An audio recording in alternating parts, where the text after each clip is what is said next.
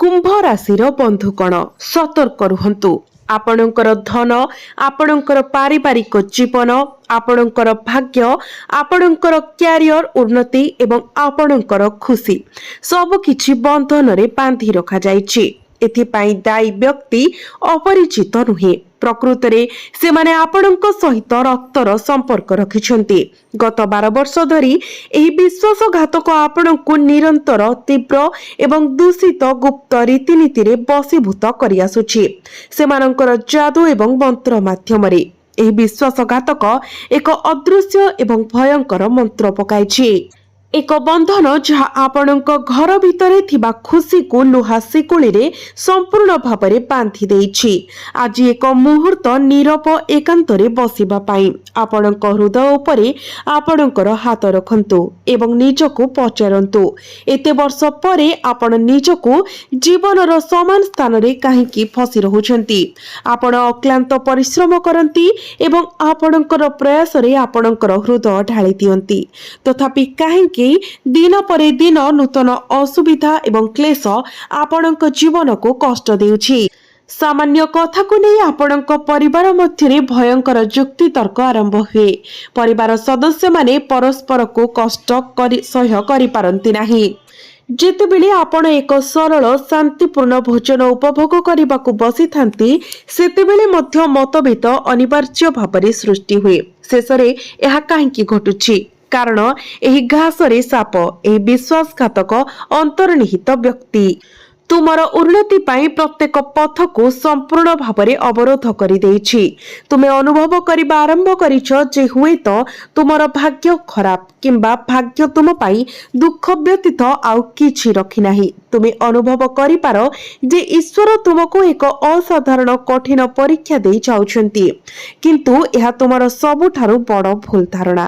तुमे दिन राति अटल समर्पण सहित काम कर। तुमे सफलता एवं उन्नति पाई 100% योग्य।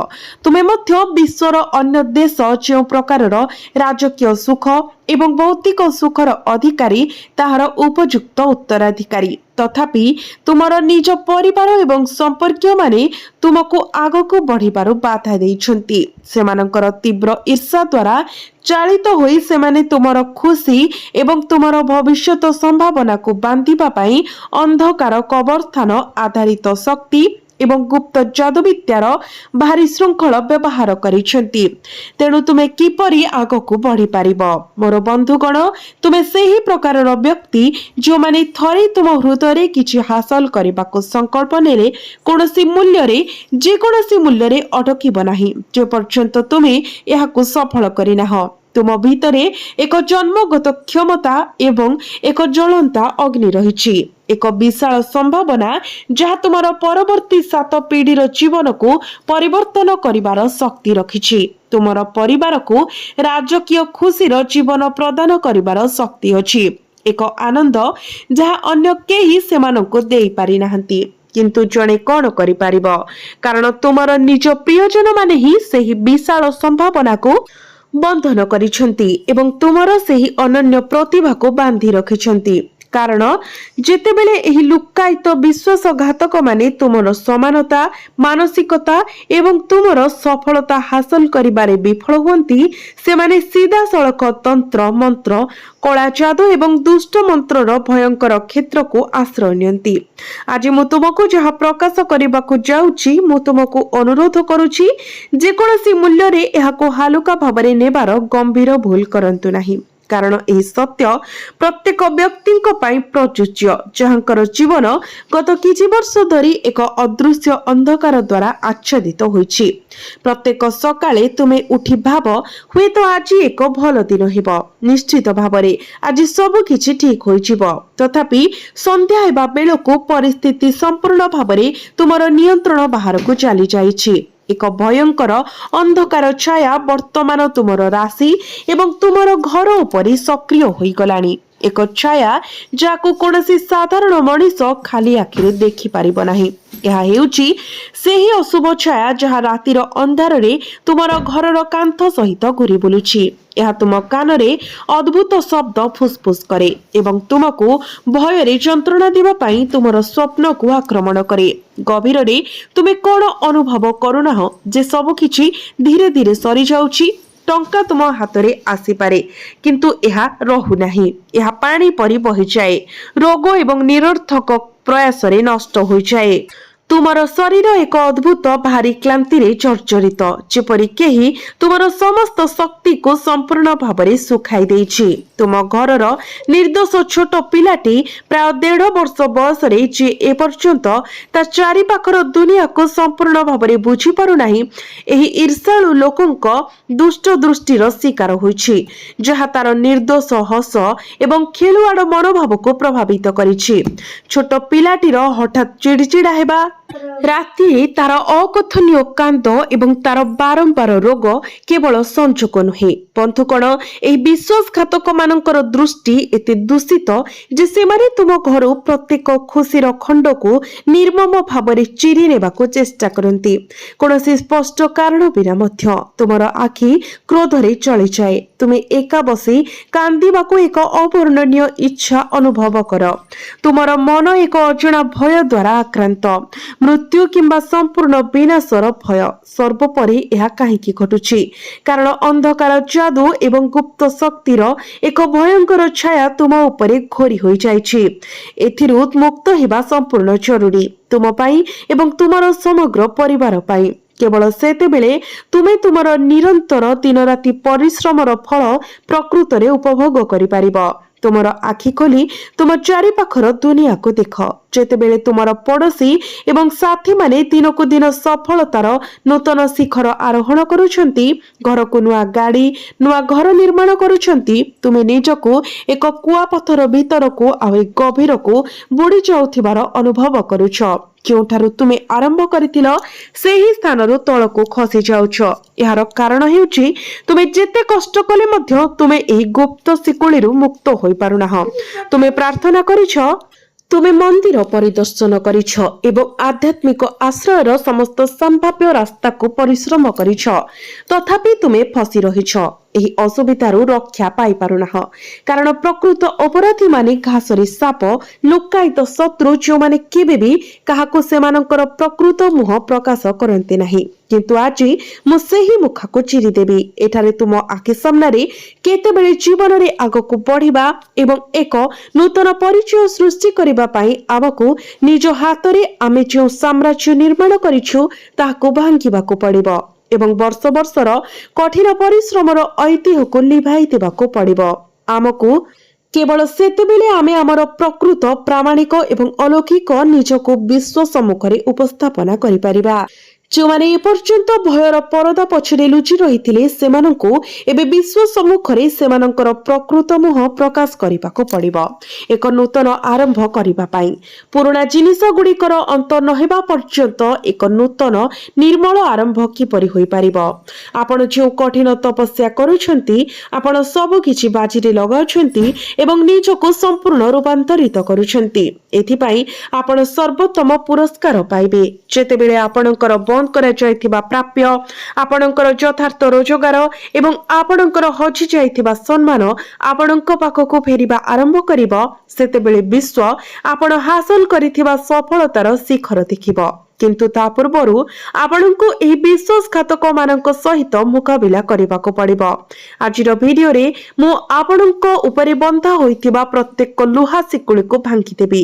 ଆପଣଙ୍କର ନିଜ ପ୍ରିୟଜନଙ୍କ ଦ୍ୱାରା ଲଗାଯାଇଥିବା ଶିକୁଳି, ତନ୍ତ୍ର ଏବଂ ମନ୍ତ୍ର ମାଧ୍ୟମରେ ସୃଷ୍ଟି ହୋଇଥିବା ସମସ୍ତ ବନ୍ଧନ ଆଜି ଭାଙ୍ଗିଯିବ, ଯାହା ଆପଣଙ୍କୁ ଶେଷରେ ପ୍ରକୃତ ଉନ୍ନତି ହାସଲ କରିବାରେ ସକ୍ଷମ କରିବ। ତଥାପି ଆମେ ଆଗକୁ ବଢିବା ପୂର୍ବରୁ ଯଦି ଆପଣ ପ୍ରକୃତରେ ଏହି ଗୁପ୍ତ ଭ୍ରମଜାଲରୁ ରକ୍ଷା ପାଇବାକୁ ଚାହୁଁଛନ୍ତି, ତେବେ ଭିଡିଓକୁ ଲାଇକ୍ କରନ୍ତୁ ଏବଂ कमेंट बॉक्स रे भक्ति एवं श्रद्धार सहित 3 थर जय हनुमान जय बजरंगबली लिखंतु।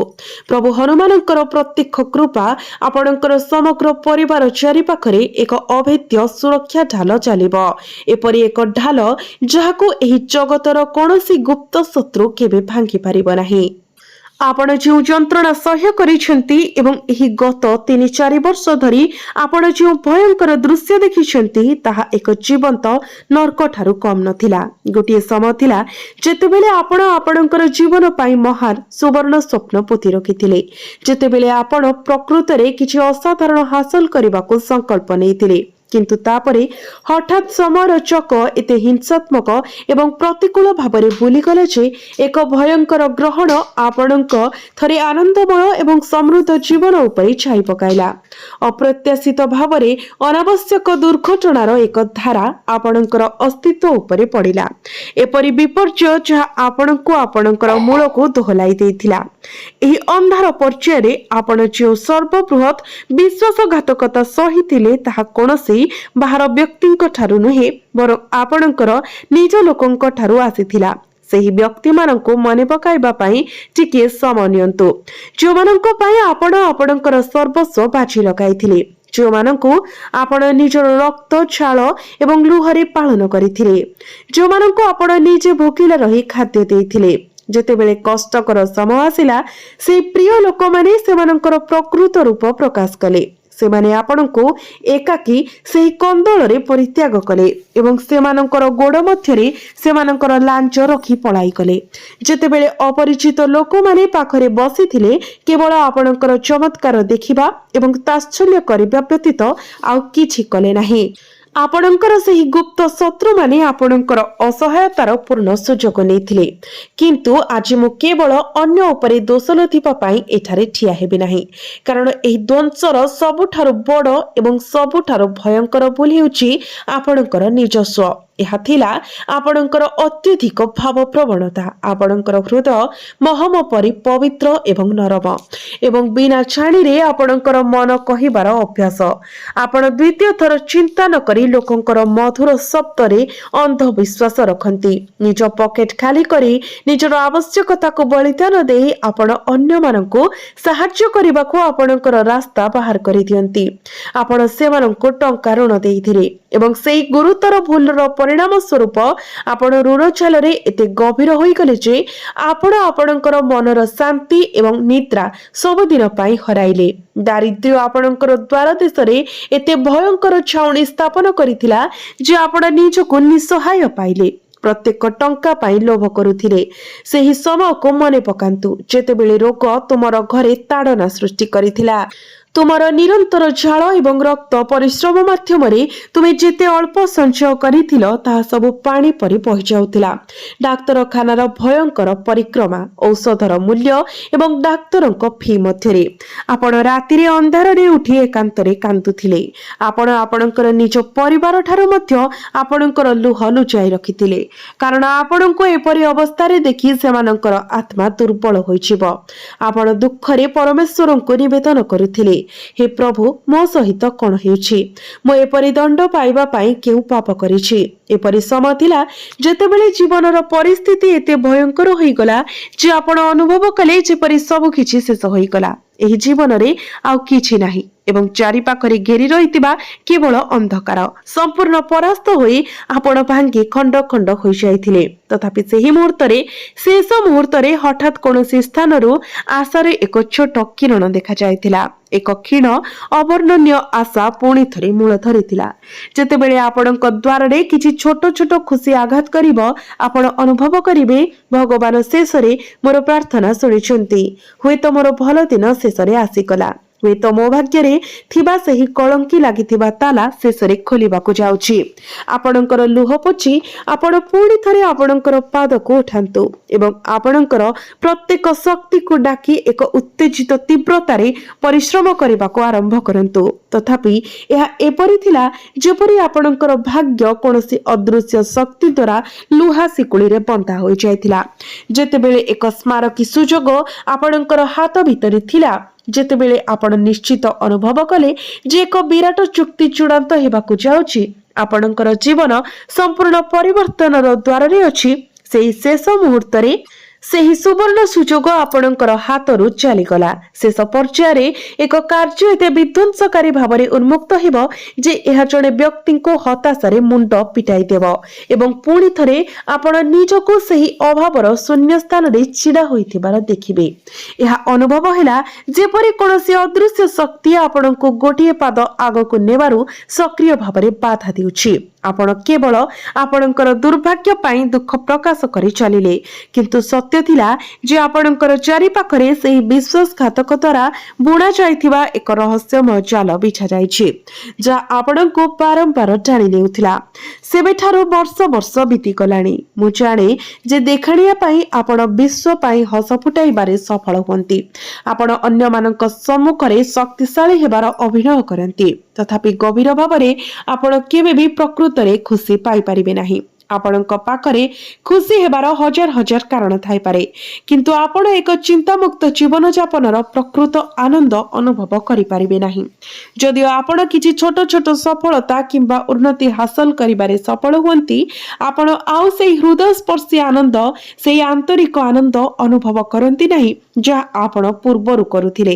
ଏହା ଯେପରି ଜୀବନର ସମସ୍ତ ସ୍ପନ୍ଦନଶୀଳ ରଙ୍ଗ ଫିକା ପଡ଼ିଯାଇଛି ଏବଂ ଏହା ସଠିକ ଭାବରେ ସବୁଠାରୁ ବଡ଼ ପ୍ରମାଣ ଯେ ଏକ ଭୟଙ୍କର ଦୂଷିତ ଦୃଷ୍ଟି ଏବଂ ଅନ୍ଧାର କବରସ୍ଥାନ ଭିତ୍ତିକ ରୀତିନୀତିର ପ୍ରଭାବରେ ଅଛି।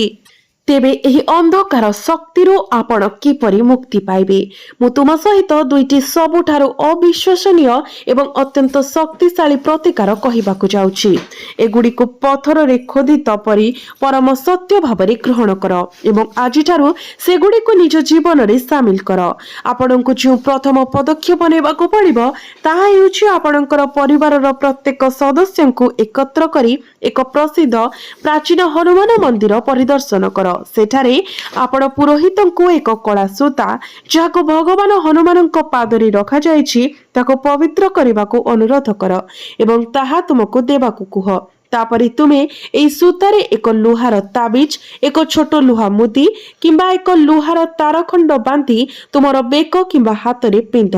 ଯେକୌଣସି ମୂଲ୍ୟରେ ନିଶ୍ଚିତ କର ଯେ ଏହି ଧାତୁ ବସ୍ତୁଟି ସୁନା, ରୂପା କିମ୍ବା ଇସ୍ପାତରେ ନିର୍ମିତ ନୁହେଁ। ଏହା କେବଳ ଲୁହାରେ ତିଆରି ହେବା ଆବଶ୍ୟକ। ଲୁହା ହେଉଛି ବ୍ରହ୍ମାଣ୍ଡର ସବୁଠାରୁ ଶକ୍ତିଶାଳୀ ଧାତୁ। ଏହା ତୁରନ୍ତ ସେହି ମୁହୂର୍ତ୍ତରେ ସମସ୍ତ ପ୍ରକାରର ନକାରାତ୍ମକ ଶକ୍ତି, ଆଧ୍ୟାତ୍ମିକ ହସ୍ତକ୍ଷେପ କିମ୍ବା ଶ୍ମଶାନ ଭୂମିରୁ ଉତ୍ପନ୍ନ ହେଉଥିବା ଦୁଷ୍ଟ ପ୍ରଭାବକୁ ନିରପେକ୍ଷ କରିଦିଏ।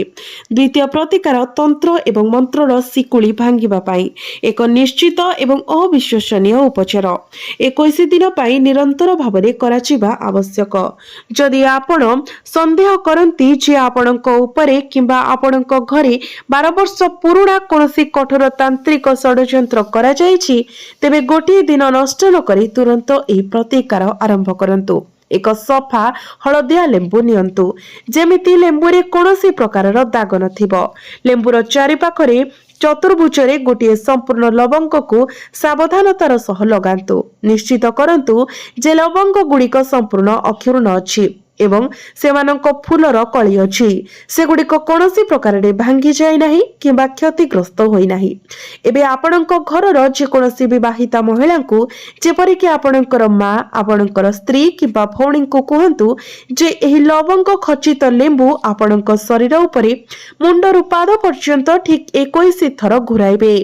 ଅନ୍ୟ ଶବ୍ଦରେ ନକାରାତ୍ମକ ଶକ୍ତି ଦୂର କରିବା ପାଇଁ ତାଙ୍କୁ ଏହାକୁ ଆପଣଙ୍କ ଉପରେ ଘୁରାଇବାକୁ କୁହନ୍ତୁ। ଏହି ପ୍ରକ୍ରିୟା ସମୟରେ ଆପଣଙ୍କର ଉଭୟ ଆଖି ବନ୍ଦ ରଖନ୍ତୁ। ନୀରବରେ ସଙ୍କଟ ମୋଚନ ପ୍ରଭୁ ହନୁମାନଙ୍କୁ ଧ୍ୟାନ କରନ୍ତୁ ଏବଂ ଆପଣଙ୍କର ଦୁଃଖ ଦୂର କରିବା ପାଇଁ ତାଙ୍କୁ ପ୍ରାର୍ଥନା କରନ୍ତୁ। ଏହି ରୀତି ସମାପ୍ତ ହେବା ପରେ ବିବାହିତା ମହିଳାଙ୍କୁ ଏକ ଛୁରୀ ବ୍ୟବହାର କରି ଲେମ୍ବୁକୁ ଠିକ୍ ଅଧା କାଟିବାକୁ କୁହନ୍ତୁ। ତାପରେ ଆପଣଙ୍କ ଘରୁ ବାହାରକୁ ପାଦ ଦିଅନ୍ତୁ ଏବଂ ଜୋରରେ ଲେମ୍ବୁର ଗୋଟିଏ ଅଧାକୁ ଆପଣଙ୍କର ଡାହାଣ ପାର୍ଶ୍ୱରେ ଏବଂ ଅନ୍ୟ ଅଧାକୁ ଆପଣଙ୍କର ବାମ ପାର୍ଶ୍ୱରେ ଫୋପାଡ଼ି ଦିଅନ୍ତୁ। ଯଥାସମ୍ଭବ ଦୂରକୁ ଫୋପାଡ଼ି ଦିଅନ୍ତୁ। ଏହା ଅତ୍ୟନ୍ତ ଗୁରୁତ୍ୱପୂର୍ଣ୍ଣ ଯେ ଖଣ୍ଡ ଗୁଡ଼ିକ ଫୋପାଡ଼ି ଦେବା ପରେ ଆପଣ ପଛକୁ ଚାହିଁବେ ନାହିଁ, ଥରେ ମଧ୍ୟ ନୁହେଁ। ସିଧାସଳଖ ଆପଣଙ୍କ ଘରକୁ ଫେରି ଆସନ୍ତୁ। ପ୍ରବେଶ କରିବା ପରେ ନିଜ ଉପରେ ଏବଂ ଆପଣଙ୍କ ଘରର ପ୍ରତ୍ୟେକ କୋଣରେ ଶୁଦ୍ଧ ଗଙ୍ଗା ଜଳ ଛିଞ୍ଚନ୍ତୁ ଏବଂ ତାପରେ ଏକ ସମ୍ପୂର୍ଣ୍ଣ ସଫା ସ୍ନାନ କରନ୍ତୁ। ଆପଣଙ୍କୁ ଏହି ପ୍ରତିକାରକୁ ଅଟଳ ବିଶ୍ୱାସ ଏବଂ ସମ୍ପୂର୍ଣ୍ଣ ଆନ୍ତରିକତା ସହିତ 21 ଦିନ ପର୍ଯ୍ୟନ୍ତ ନିରନ୍ତର କରିବାକୁ ପଡ଼ିବ। ବନ୍ଧୁଗଣ, ଭଗବାନ ମହାଦେବ ଏବଂ ଭଗବାନ ଶନିଦେବଙ୍କର ନ୍ୟାୟପୂର୍ଣ୍ଣ ଏବଂ ସତର୍କ ଦୃଷ୍ଟି ଏହି ବ୍ରହ୍ମାଣ୍ଡର ସମସ୍ତଙ୍କ ଉପରେ ରହିଛି। ଯେକୌଣସି ଦୁଷ୍ଟ ବ୍ୟକ୍ତି ଯିଏ ଅନ୍ୟମାନଙ୍କ ଭାଗ୍ୟକୁ ବାନ୍ଧିବାକୁ ଚେଷ୍ଟା କରିଛି କିମ୍ବା ଯିଏ ଆପଣଙ୍କ ପତନ ପାଇଁ ଗାତ ଖୋଳିଛି, ଆଜିଠାରୁ ନିଜ ଭାଗ୍ୟ ପାଉଁଶ ହେବାକୁ ଆରମ୍ଭ କରିବ। ଭୟ କର ନାହିଁ, ଉଠି ନିଜ ପାଦରେ ଦୃଢ଼ ଭାବରେ ଠିଆ ହୁଅ। ତୁମ ଘରର ପୂଜା ଘରେ ଏକ ଦୀପ ଜାଳି ଉଚ୍ଚ ସ୍ୱରରେ ନିଜକୁ ଘୋଷଣା କର, ମୁଁ ଏବେ ଅଛି ଏବଂ ସର୍ବଦା ରହିବି। ପ୍ରତ୍ୟେକ ତନ୍ତ୍ର ଏବଂ ମନ୍ତ୍ରର ବନ୍ଧନରୁ ମୁକ୍ତ।